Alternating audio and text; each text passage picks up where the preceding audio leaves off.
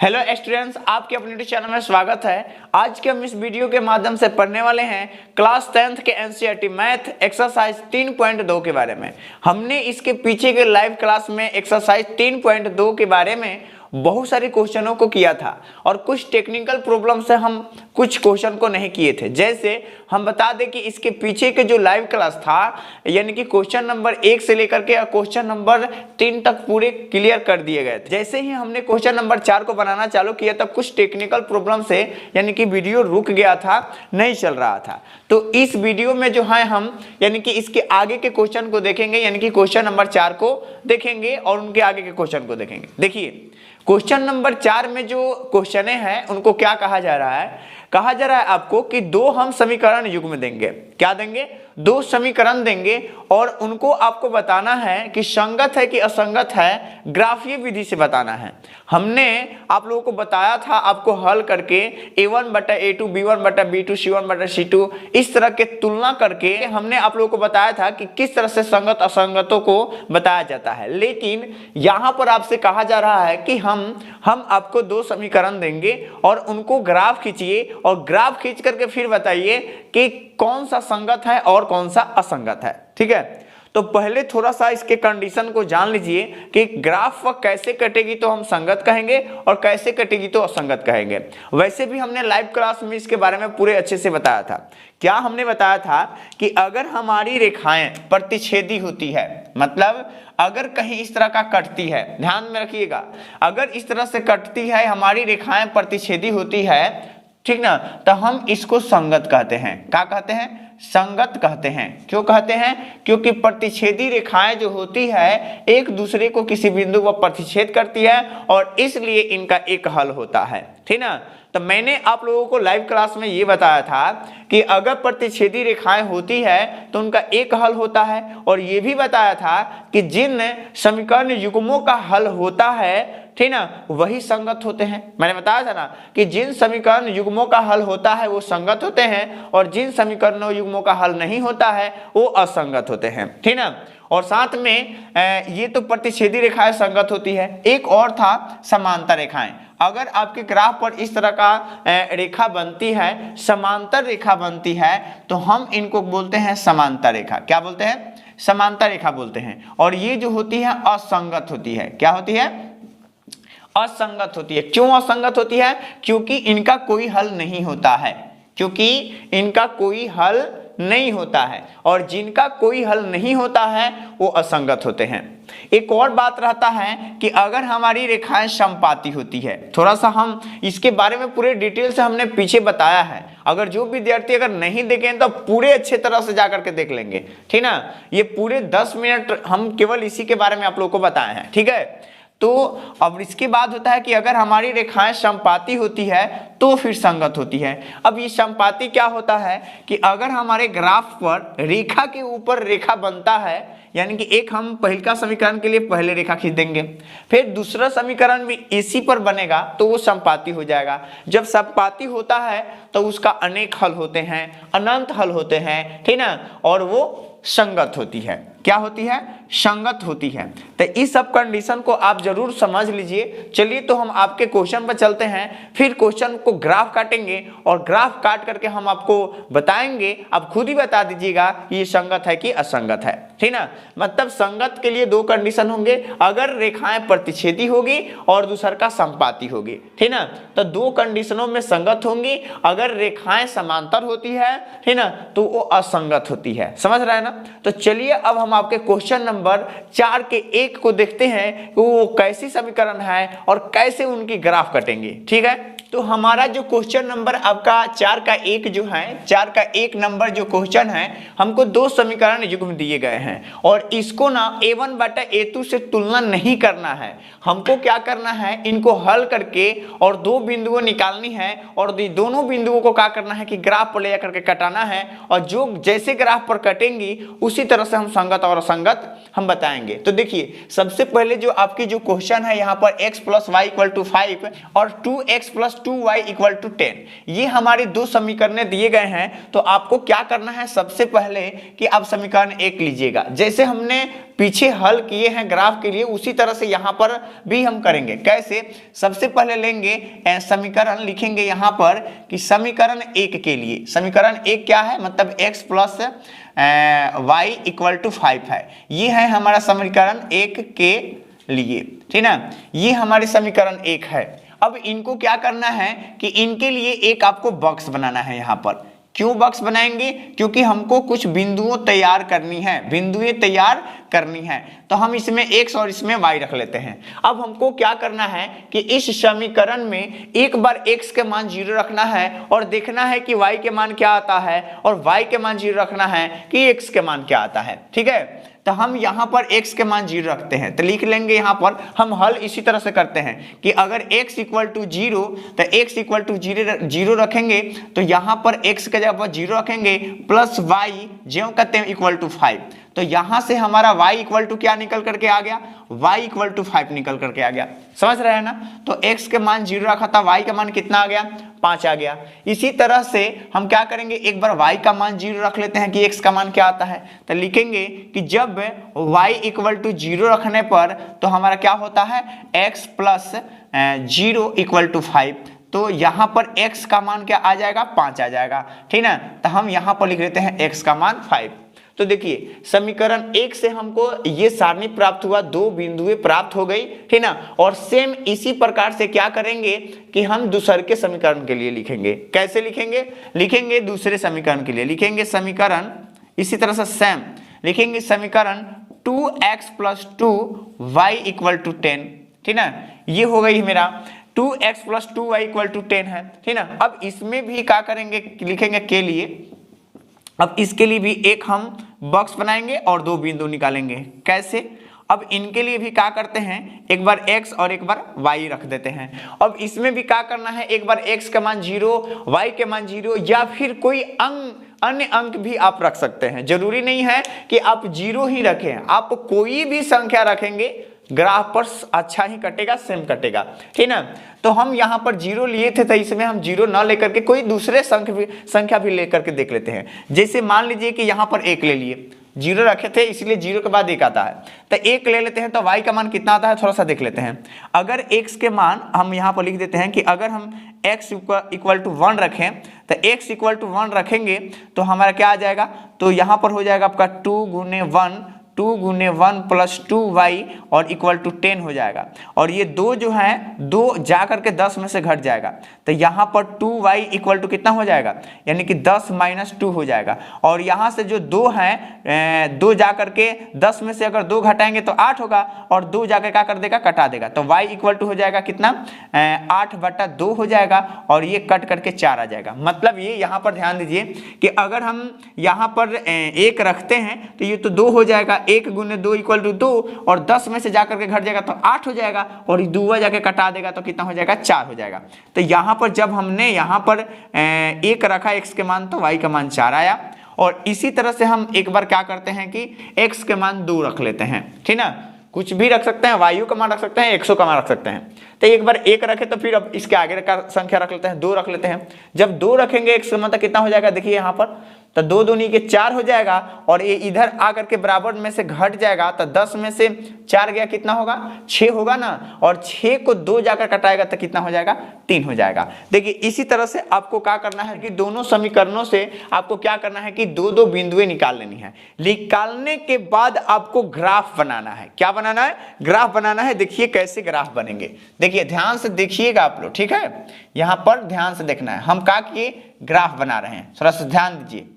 अब हम ग्राफ में आप अपने अंतराल को ले लीजिएगा, इस तरह का ग्राफ बनाया जाता है। इसको y अक्ष कहते हैं। जितना आवश्यकता होती है ग्राफ में उतना ही हम ग्राफ लेते हैं। ठीक है, और इधर जो होती है हमारा x अक्ष होती है। ठीक है, इसको x अक्ष बोलते हैं और इसको y अक्ष बोलते हैं। मेरा माइनस में कोई नहीं आया है इसलिए मैंने माइनस की तरफ कम खींचा है, लेकिन इधर माइनस होते हैं, -1, -2, -3, ठीक है, और यहाँ पर -1 होगा। ठीक है, -2 होगा। ठीक है, मुझे माइनस से कोई मतलब नहीं है। ठीक है, तो चलिए हमारे सब प्लस में है इसलिए यहाँ पर लेते हैं 1, ये हो गया हमारा 2, ये 3, ये हो गया 5, 6 और 7। हमने क्या किया, आपको ग्राफ तैयार कर लिया। अब हमको क्या करना है, इस पर बिंदुएं दिखानी है। कौन सी बिंदु दिखानी है, तो देखिए x पर 0 y पर 5। देखिए ध्यान दीजिए, x पर 0 y पर 5, x पर 0 तो यही होता है, y पर 5 देखना है, तो y पर 5 मेरा ये होगा, ये बिंदु होगा ना। और इस बिंदु का क्या नाम है, इस बिंदु का नाम है 0,5 नाम है। क्या नाम है, 0,5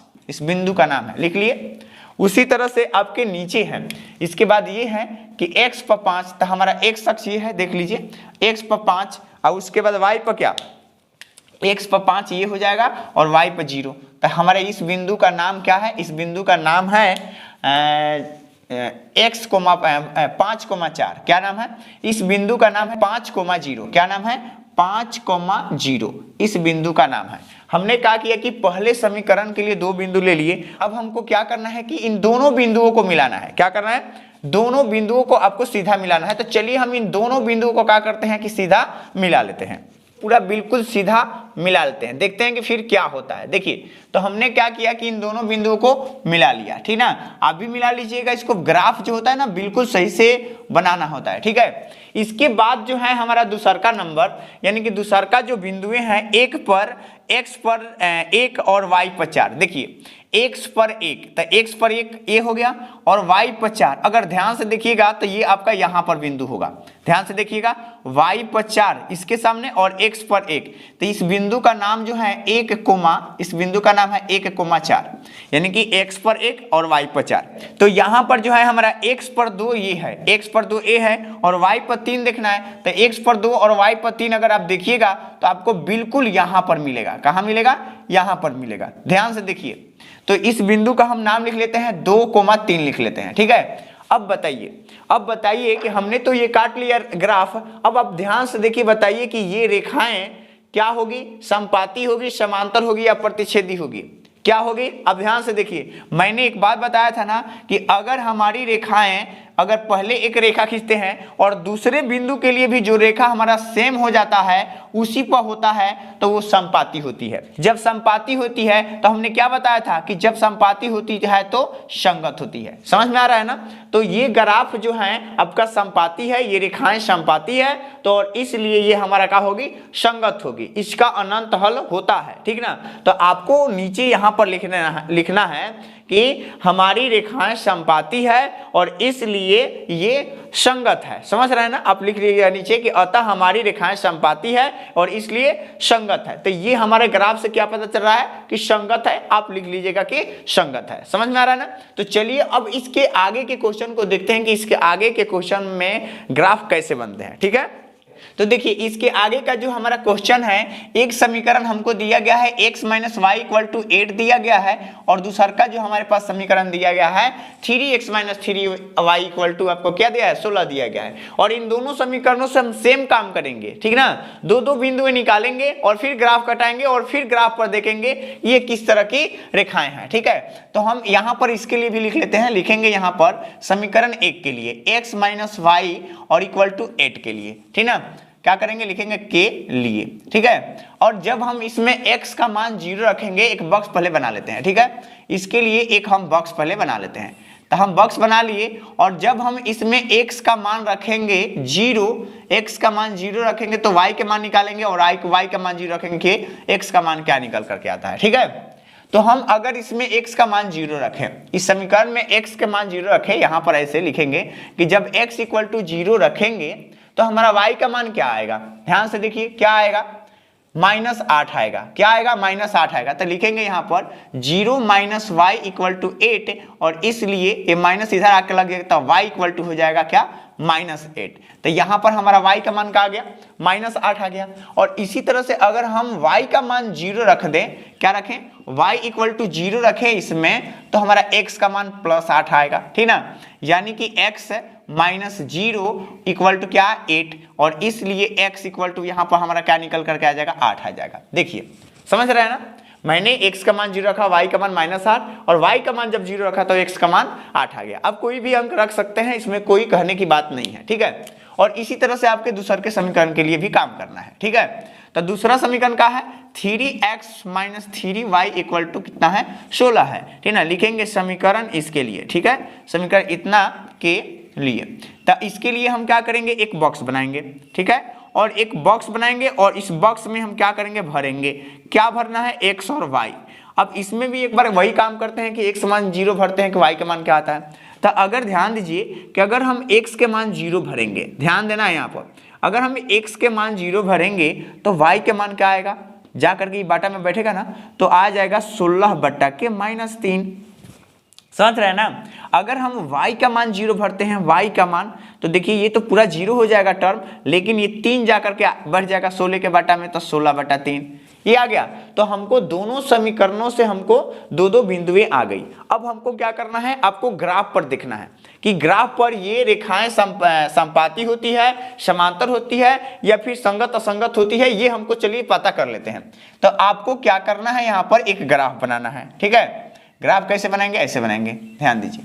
तो अब चलिए, अब ये जो मेरे ग्राफ है, इन ग्राफों पर हम क्या करते हैं, इन सभी बिंदुओं को दिखा देते हैं। तो हमारा x पर क्या है 0 है और y पर क्या है -8, तो x पर 0 और y पर -8। ठीक ना, तो x पर 0 तो यही होगा, और y वाला माइनस कौन सा है, ये नीचे माइनस होता है y वाला अक्ष पर, तो ये है हमारा बात, ये है ना, ये हमारा ये जो बिंदु है यहाँ पर -8 यहाँ पर होगा। ठीक है, इस बिंदु का नाम हम यहाँ पर देते हैं 0,-8। क्या देते हैं 0,-8।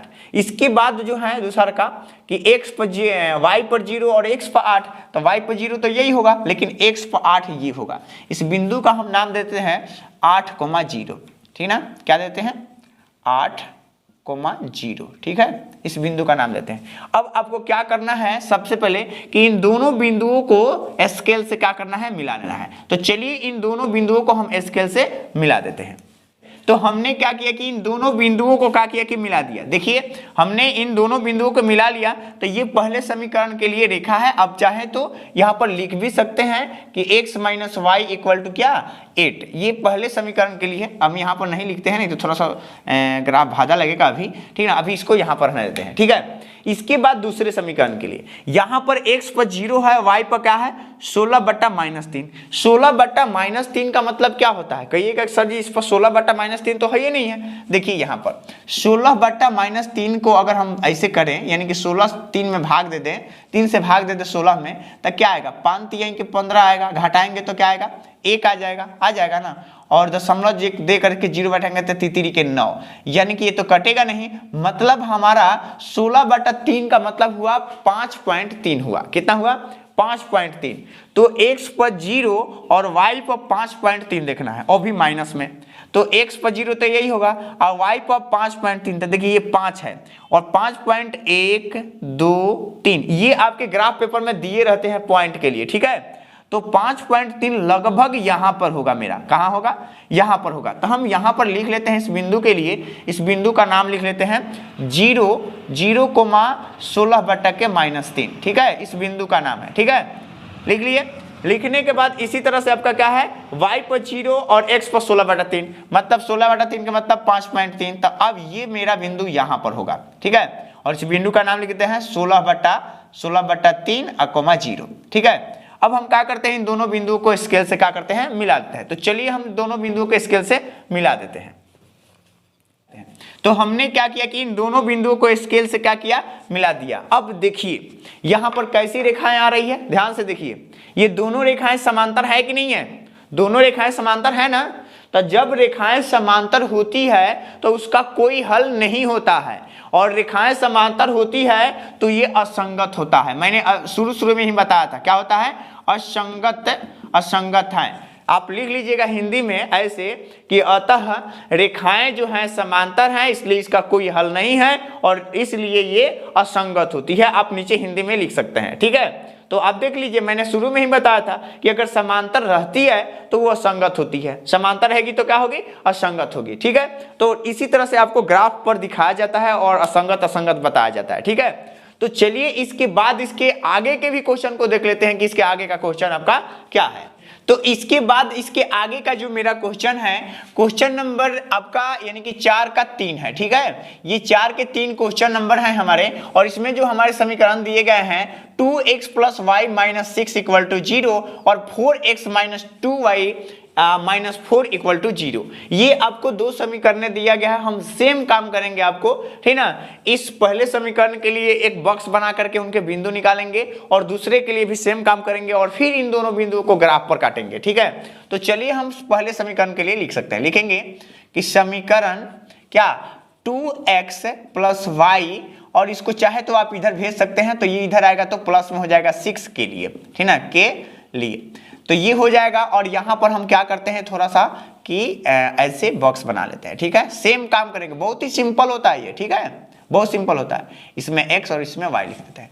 अब बताइए इसमें x का मान जब हम 0 भरेंगे, x का मान 0, x = 0 रखेंगे, तो देखिए 2 × 0 + y = 6 हो जाएगा। ये तो पूरा टर्म 0 हो जाएगा। अब ये 0 हो जाएगा तो y = क्या होगा, y = 6 होगा। मतलब हमने x का मान 0 रखा तो y का मान क्या आ गया, 6 आ गया। और इसी तरह से हम क्या करेंगे, एक बार y का मान 0 रखेंगे, तो y का मान जब 0 रखेंगे, तो जब y = हम 0 रखेंगे तो क्या हो जाएगा, 2x + 0 = 6। ये तो 0 हो गया, और ये 2 जाकर के कटाएगा इसको, तो x = हो जाएगा 6/2 और कट जाएगा आपका 3।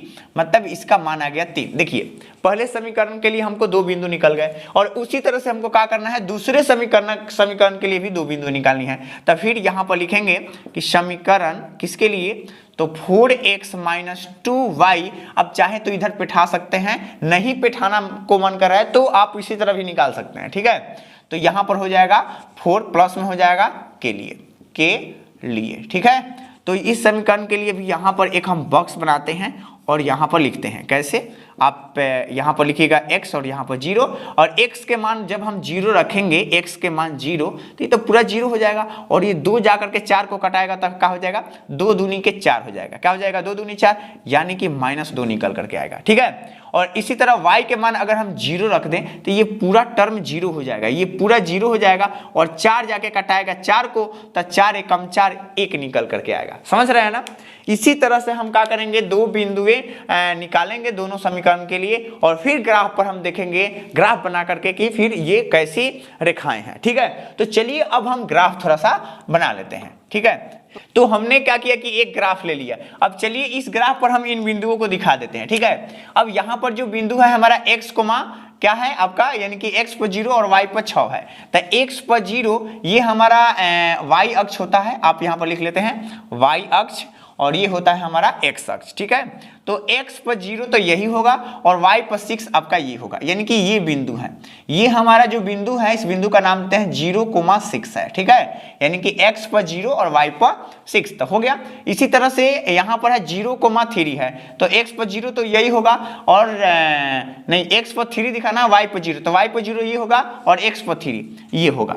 हमारा इस बिंदु का नाम हम यहाँ पर देते हैं, इस बिंदु का नाम है 3,0 है, ठीक है। अब आपको क्या करना है, इन दोनों बिंदुओं को स्केल के मदद से मिला लेना है। तो चलिए हम इसको क्या करते हैं, मिला लेते हैं। तो हमने क्या किया कि इन दोनों बिंदुओं को क्या किया, स्केल के मदद से मिला लिया, ठीक है। और इसी तरह से आपको क्या करना है, इस समीकरण को भी आपको दिखाना है। तो x पर क्या दिखाना है, 0, और y पर -2। तो बताइए x पर 0 क्या होगा, x पर 0 तो यही होगा, और y पर -2, y वाला -2 यहाँ पर है। इस बिंदु का नाम है 0,-2, हम लिख लेते हैं इस बिंदु को 0,-2 लिख लिया। इसके बाद x पर 1 आपका ये है, y पर 0 यही होगा। तो x पर 1 ये है, तो हम यहाँ पर क्या करते हैं, इस बिंदु का नाम लिख देते हैं 1,0 लिख लेते हैं, ठीक है। अब आपको क्या करना है, स्केल के मदद से इन दोनों बिंदुओं को मिला देना है, ठीक है। तो हमने क्या किया कि स्केल के मदद से इन दोनों बिंदुओं को क्या किया, मिला लिया। अब देखिए, अब आप यहाँ पर देख करके बताइए कि ये रेखाएं कैसी है। बताइए ये पहले समीकरण और ये दूसरे समीकरण एक दूसरे को यहां पर प्रतिच्छेद कर रही है कि नहीं कर रही है, यहां पर प्रतिच्छेद कर रही है ना। तो ये तो प्रतिच्छेदी रेखा हो गया। तो जब प्रतिच्छेदी रेखा होता है तो उसका संगत होता है कि असंगत होता है, मैंने बताया था आपको संगत होता है कि जब प्रतिच्छेदी रेखा होगा तो एक हल होगा, और जब एक हल होगा तो हमारी रेखाएं जो होगी आपका क्या होगी, संगत होगी। क्या होगी, संगत होगी। तो यहां पर आप लिख लीजिएगा कि अतः हमारी रेखाएं प्रतिच्छेदी है और इसलिए ये क्या है, संगत है। समझ में आ रहा है ना? उम्मीद करते हैं कि आप इन सभी चीजों को समझते हैं। और जहां तक बात रहता है ग्राफ बनाने का, तो देखिए ग्राफ इसी तरह से बनाया जाता है। समझ में आ रहा है ना? इसके आगे का जो क्वेश्चन होगा ग्राफीय विधि से कहेगा, जब भी आपको कि ग्राफीय विधि का काम करें तो आपको ग्राफ इसी तरह से बनाना है। ठीक है, तो इसके आगे एक और क्वेश्चन है, इसमें क्वेश्चन नंबर 4 है, यानी कि क्वेश्चन नंबर 4 में 4 क्वेश्चन हैं। और एक क्वेश्चन आप खुद करके देखिए और फिर कमेंट में बताइए कि आपका आंसर क्या सही आ रहा है या फिर गलत आ रहा है। ठीक है, तो आप क्वेश्चन नंबर 4 को आप खुद कीजिए। चलिए अब हम क्वेश्चन नंबर 5 को देखते हैं कि क्वेश्चन नंबर 5 क्या कह रहा है और उसको कैसे बनाया जाएगा। ठीक है, चलिए क्वेश्चन नंबर हम अब 5 को देखते हैं। तो आपका क्वेश्चन नंबर 5 जो कह रहा है कि एक आयताकार बाग की लंबाई जो है चौड़ाई से 4 अधिक है। क्या कह रहा है कि लंबाई जो है चौड़ाई से 4 अधिक है, और फिर इसका अर्ध परिमाप दिया गया है आपका कितना, यानी कि 36 मीटर दिया गया है। ठीक है, अर्ध परिमाप 36 मीटर दिया गया है। तो कह रहा है कि इनकी विमाएं ज्ञात करें। विमाएं का मतलब हो गया इनकी भुजा। देखिए आपको क्या दिया गया है, यहां पर ध्यान दीजिए। ठीक ना, आपका यहां पर दिया गया है आयत की लंबाई। क्या दिया गया है? आयत की लंबाई और चौड़ाई।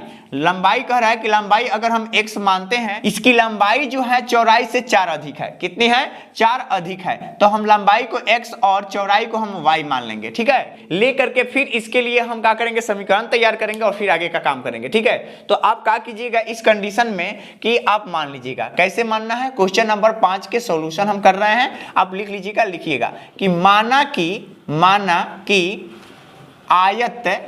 आयत की लंबाई x तथा चौड़ाई, आयत की लंबाई x तथा चौड़ाई क्या है? y है। तो हमने मान लिया कि आयत की लंबाई x तथा चौड़ाई y है। ठीक ना, अब आपका प्रश्न से सवाल क्या कह रहा है, थोड़ा सा ध्यान दीजिए। प्रश्न जो है हमारा कह रहा है कि आयत की जो लंबाई है चौड़ाई से 4 अधिक है, यानी कि लंबाई यहां पर हमारा x है और x जो है y से 4 अधिक है, तो 4 यहां पर जोड़ देंगे। ठीक है, तो अब क्या करेंगे, थोड़ा सा समीकरण बनाते हैं। प्लस में इधर आएगा तो माइनस में, तो x minus y equal to कितना हो गया? 4 हो गया। और ये हमारा आ गया समीकरण 1। समझ रहे ना? बहुत सिंपल है इसको बनाना। ठीक है, इसके आगे का कंडीशन आपका क्या कर रहा है? इसके आगे कह रहा है कि इसका अर्ध परिमाप जो है आपका 36 मीटर दिया गया है। ठीक ना, अर्ध परिमाप किसको बोलते हैं पहले समझ लीजिए। अगर हम किसी आयत के सभी भुजाओं को अगर जोड़ते हैं तो वो परिमाप होता है। ठीक ना, और ये परिमाप नहीं बल्कि आधा परिमाप दिया है। ठीक है, मतलब ये परिमाप का मतलब ये होता है, इसका आयत का परिमाप होता है 2 इंटू लंबाई प्लस चौड़ाई होता है। 2 इंटू लंबाई प्लस चौड़ाई होता है आयत के परिमाप का। ठीक ना, लेकिन हमको परिमाप ना बल्कि आधा परिमाप दिया है, तो अगर परिमाप में 2 से भाग दे देंगे तो आधा हो जाएगा। किसी भी चीज में 2 से भाग देते हैं तो आधा हो जाता है। ठीक ना, तो हम यहां पर लिखेंगे कि अर्ध परिमाप ये आपको कितना दिया गया है? अर्ध परिमाप हमको दिया गया है 36। ठीक ना, 36 मीटर आपको दिया गया है अर्ध परिमाप। ठीक है, तो अगर हम क्या करें कि परिमाप में 2 से भाग दे दें तो हमारा अर्ध परिमाप हो जाएगा कि नहीं हो जाएगा? परिमाप में 2 से भाग देंगे तो अर्ध परिमाप, क्योंकि आयत का परिमाप होता है 2 इंटू लंबाई प्लस चौड़ाई, और परिमाप में जब 2 से भाग देंगे तो हमारा अर्ध परिमाप हो जाएगा। अब इसको क्या करते हैं, इसमें गुना करते हैं। ये हमेशा बराबर की धारा करके गुना होता है। ठीक है, तो यहां पर हमको होगा परिमाप बचेगा। तो परिमाप का फॉर्मूला क्या होता है बताइए? 2 इंटू लंबाई प्लस चौड़ाई होता है। क्या होता है? लंबाई और प्लस चौड़ाई होता है। ठीक है, तो लंबाई प्लस चौड़ाई इक्वल टू 36 दूनी क्या होता है? 72 होता है।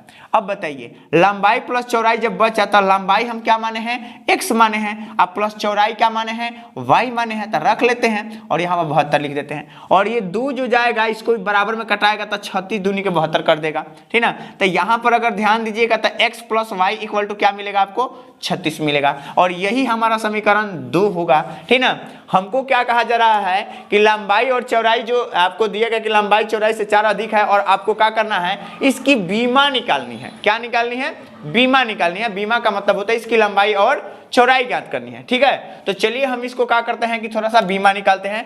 तो इस एक्सरसाइज में जो है हम अभी तक ग्राफ ही केवल पढ़े हैं, तो इसको भी जो हम काम करेंगे इसका भी वो ग्राफ पर ही काम करेंगे, और ग्राफ पर हम कटाएंगे और एक्स वाई का जो मान आएगा वही हमारा इसकी बीमा की मान होगी। ठीक है, तो चलिए अब थोड़ा सा हम इसके लिए एक ग्राफ पेपर बनाते हैं, और ग्राफ पेपर बनाने के पहले हम क्या करेंगे, इन दोनों समीकरण के लिए दो बिंदुओं का हल करेंगे। ठीक है, तो चलिए हम क्या करते हैं, सबसे पहले समीकरण 1 के लिए काम करते हैं। तो समीकरण 1 हमारे पास क्या है देख लीजिए, यहां पर है समीकरण 1, तो x माइनस वाई और इक्वल टू क्या है 4 है। तो लिखेंगे समीकरण इसके लिए, ठीक है, यहाँ पर लिखेंगे कि समीकरण x minus y equal to 4 के लिए जब हम इसके लिए एक बॉक्स यहाँ पर बनाएंगे, जब इसके लिए एक बॉक्स बनाएंगे तो हमारे पास x का मान क्या आएगा, x का मान एक बार 0 रखेंगे तो y का मान क्या आता है। तो जब हम इसमें x के मान 0 रखेंगे यहाँ पर 0, तो बताइए x के मान जब 0 भरेंगे यहाँ पर तो y के मान का निकल के आएगा -4 आएगा ना।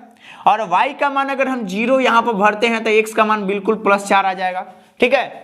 तो ये हमारे पास पहले समीकरण के लिए दो बिंदु निकल गई। और उसी तरह से हम दूसरे समीकरण के लिए भी बॉक्स बनाते हैं। तो दूसरा समीकरण हमको यहाँ पर है, देखिए क्या है, यहाँ पर है x plus y equal to क्या है 36 के लिए हम इसके लिए भी बॉक्स बना देते हैं, समीकरण लिख लेते हैं यहाँ पर, ठीक ना। और जब हम इसके लिए एक बॉक्स बनाएंगे यहाँ पर, ठीक है, तो हमारे पास क्या निकल करके आएगा, यहाँ पर x और यहाँ पर y, इसमें भी x का मान 0 रखते हैं कि y का मान आपका क्या निकल करके आता है, ठीक है, ये हमारा 36 होगा, ठीक है। यहाँ पर तो x के मान जब 0 रखेंगे तो y का मान 36 होगा, और जब y का मान 0 रखेंगे, y का मान 0 रखेंगे तो x का मान क्या होगा 36 होगा।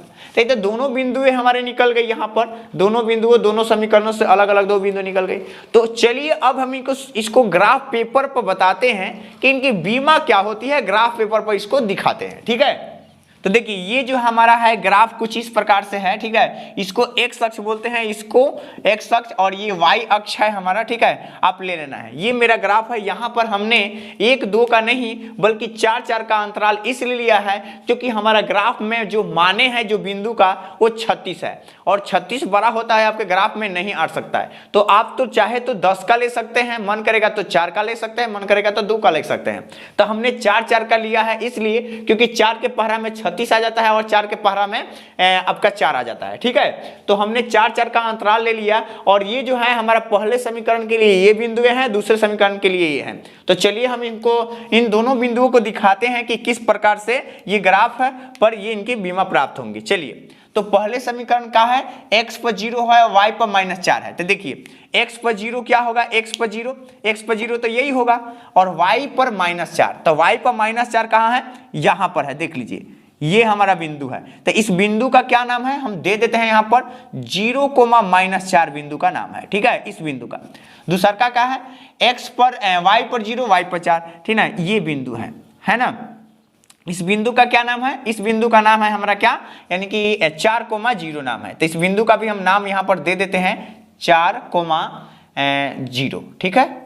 ये दो बिंदुएं हैं और ये बिंदु का नाम दे दिए। इसके बाद दूसरे समीकरण को भी थोड़ा सा यहाँ पर बिंदु देते हैं। दूसरे समीकरण में x पर 0 y पर 36, तो x अक्ष जो है x अक्ष पर 0 ये और y पर 36 इस बिंदु होगा, यहाँ पर होगा, x पर 0 यही होगा और y अक्ष पर 36 ये, यहाँ पर लिखेंगे 0,36, ठीक है।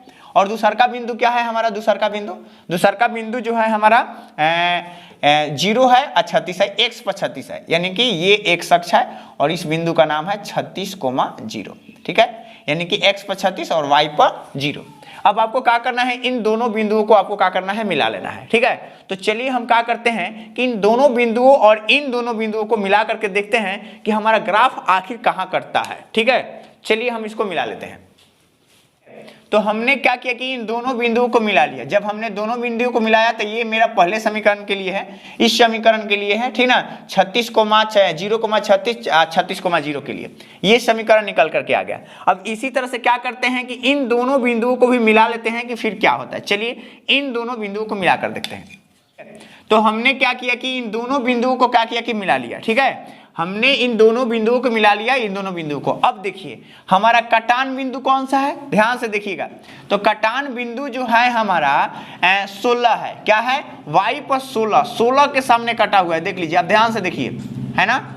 और नीचे कहां पर गिर रहा है, यहां पर देखिए, थोड़ा सा गिरा करके देखते हैं, देखिए कहां गिरा है, यानी कि y के सामने है, y पर है 16 और x पर है आपका क्या, x पर है आपका 20। तो इसका मतलब ये है कि यहां पर जो हमारा मान निकल करके आया यानी कि y इक्वल टू 16 आ गया और x का मान क्या निकल करके आया, x का मान आपका 20 निकल करके आ गया है ना, x का मान 20 निकल कर गया। हमने क्या माना था, आपको क्या माना था, हमने यही ना माना था कि x जो है इसकी लंबाई है और ये चौड़ाई है, तो यही आपकी बीमा होगी और यही आपका आंसर है। समझ में आ रहा है ना, आप हिंदी में लिख लीजिएगा।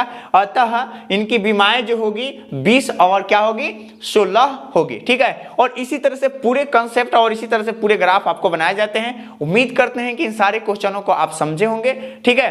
तो आज के वीडियो में हम इतना ही रहने देते हैं, फिर से हम इसके आगे के एक्सरसाइज को लेकर के आएंगे अगले वीडियो में, ठीक ना। और इसके आगे का जो क्वेश्चन नंबर आपका 6 है, ये बहुत ही सिंपल है, आपको एग्जाम्पल देने हैं समांतर रेखाओं के लिए, समपाती के लिए। आप देख लीजिएगा, बहुत इजी है, आप कीजिएगा, आप लोगों से हो जाएगा, ठीक है। अगर नहीं होगा तो आप नीचे कमेंट कीजिएगा, मैं उनके लिए भी एक वीडियो जरूर लेकर के आ जाऊंगा, ठीक है। तो आपको इसी तरह से पूरे क्या करना है, पूरे कंसेप्ट को बनाना है, ठीक है।